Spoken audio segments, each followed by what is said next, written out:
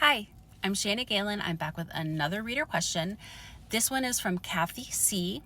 And the question is, do you keep notes on names and storylines so you don't repeat? So I do keep notes. As I'm writing a book, what I usually do is I have a piece of paper next to me and I jot down, as I introduce a character, I jot down my description of them and eye color, hair color, phrase they might say, different things. And then as I'm writing along, I might do that for the next character. I write more about the first character. I jot down a few more notes.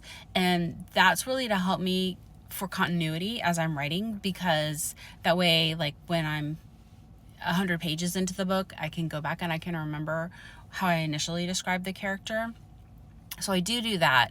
I've done it many different ways where sometimes I'm really organized and I do it on my computer and I put in like pictures and all this kind of stuff. I find that doesn't work as well for me because I don't like to stop writing and then open up a new document and add something and then go back to my other document. So having like just a sheet of paper next to me that I can scribble on is the best thing for me. And then after the book is done, I'll often go in a notebook and I'll transpose my notes into there. And then if I'm doing like a series, then I'll put the whole series like in the same notebook so I can like look back at characters from before.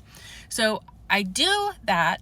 And so if I do have a question years later about a series that I wrote or a book that I wrote, I can go back and see who the name was, how I described them, things like that. I have on occasion accidentally repeated last names of characters.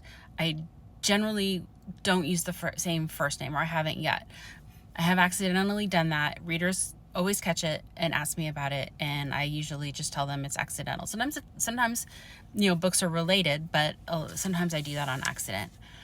As far as like storylines, I don't really keep notes on storylines. I